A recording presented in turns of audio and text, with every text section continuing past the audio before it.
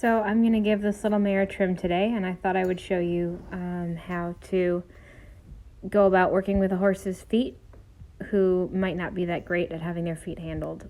I've already done some preparation work and touching her legs and her feet. But today's trim is mainly about having her feel good about her feet being handled and trimmed. And I'm not really looking for the perfect trim, but I'm looking for her to feel good about being trimmed. So I'm going to just look to pick up her feet for as long as she feels comfortable. And two things are going to happen. If she feels like she needs her foot back, I try to feel that ahead of time and put it down first. But this mare has a habit of snatching her legs away. And so when I feel that, I'm going to try to keep the toe pointed up and just sort of go with that leg a little bit until the leg softens and put it down when it does soften. And in that way, she'll learn that she can hold her foot up for a little bit longer. But there's a balance between holding it for less time than she thinks, putting it down before she thinks she needs to take it away from me, but also asking her to just be with me for a few seconds and soften her leg before I put it down.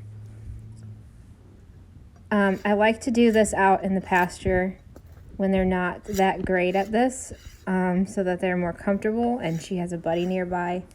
And you can see that she's starting to get fussy with her leg, so I'm keeping the toe tipped up and I'm just going with her as much as I can, and keeping that toe really tipped up because that helps me not have to grab her leg or anything that might feel kind of uncomfortable for her. And when she softens her leg, I'm going to put it down.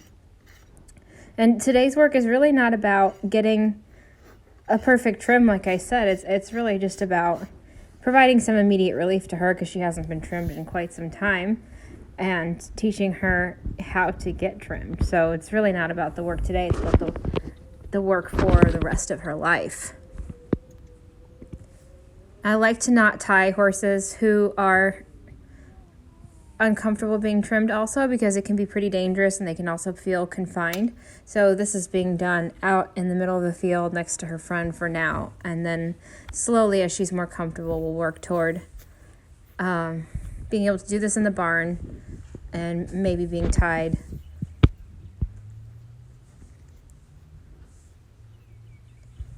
And I'm showing you her being trimmed in the right front because that's the one that she's a little more defensive about. That's the foot that she tends to pull away the most. I'm also not grabbing her leg, but I'm holding the hoof capsule itself. Grabbing the leg can make them feel like they need to pull away and resist that. So it's important that the feel that you offer to hold their foot with isn't offensive or causes resistance. So I'm just holding the hoof capsule and I'm keeping the toe up.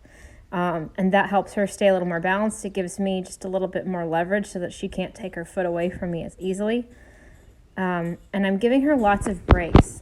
It's pretty tiring to hold the foot up for a long period of time, especially when they're not used to it. So when I feel that her leg is nice and soft and I get a nice change, I will give her leg back and let her stand on it for a second. And when I go to pick the foot up, I just put a small tap maybe at the fetlock. I'll do as little as I can. And even if she just unweights her foot, I'm going to give her a little reward. So here when she gets kind of fussy about her leg, I see if I can just go with that leg for a second. Keep the toe tipped up.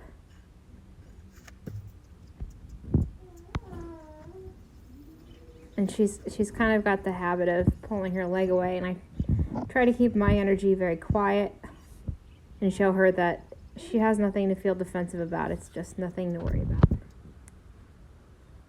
Now we're going to take a look at that back foot. So if she moves away from me, I'll just go with her.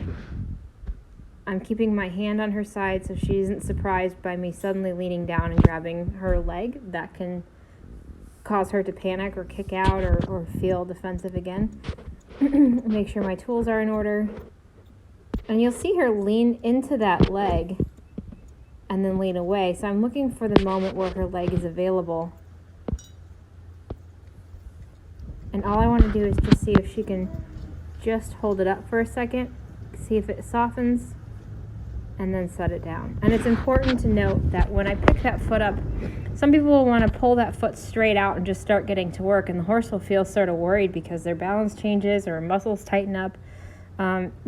Most of them will pick up their foot and lift it up. So when they do that, I'm going to go with the foot upward and let the muscles relax before I try to bring it out behind their body. And when I do this, I'm bending over so I can't see her head. So I kind of have to have a peripheral awareness. I'm focused on the foot and my trim, but I can't lose focus of the horse and her expression and her feelings so that I won't be taken by surprise. And in this way, we're communicating back and forth about how she needs her foot held and how long I can hold the foot.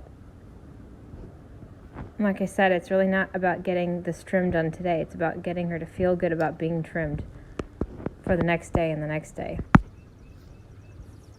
And I try to put her foot down when it feels soft.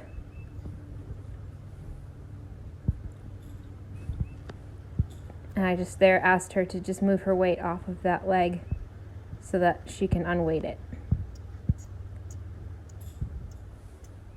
And even in the back foot, I'm trying to keep the toe tipped up. So I may not be able to see her, but I can hear her, I can feel her. I can feel when the muscles in her flank tense. I can feel the way her leg feels. I can hear her breathing. If you're not comfortable relying on feel, then it's important to peek behind you from time to time and keep an eye on the horse's expression. Because they'll tell you what they're feeling, what they're thinking, and how you should work. People so frequently ask me, how long do I hold the foot up for? How long do I make them stand? And really the horse is the one that's going to tell you how long to do anything and when to do anything. So the horse's expression is your guide to what needs to happen next. That's why reading their breathing and their facial expressions and their sounds and everything is so important. They're extremely expressive, not just their faces, but through their bodies and their tails and their everything. So I'm waiting for this foot to come up. As soon as it comes up, I'm ready to receive it and hold it by the hoof capsule. And I'm keeping it in a position that's comfortable for her. In the future, I'd like to be able to put her leg on a hoof stand. You know, this position isn't the most comfortable for me, but it's the easiest for her, so that's the one that I'm working in today. And I have to make sure that I'm staying out of harm's way, that my feet aren't going to get in the way or anything, but I want to make sure that it's easy and comfortable for her. That way she won't feel so worried about it. And the way that I hold her foot too, it needs to make sure that I have a solid grasp of her foot so that I can help her balance and she doesn't feel like she has to worry about that leg, but I also can't grip it so tightly that it scares or bothers her. You can see that she's starting to relax a lot more and starting to feel a lot more comfortable about me handling her feet. We have to understand that taking a horse's leg from them is a pretty vulnerable position for them to be in. So the fact that they'll pick up their feet and hold them for us at all is pretty amazing, and I never lose sight of that might bother them. That leg was nice and soft, so I set it down.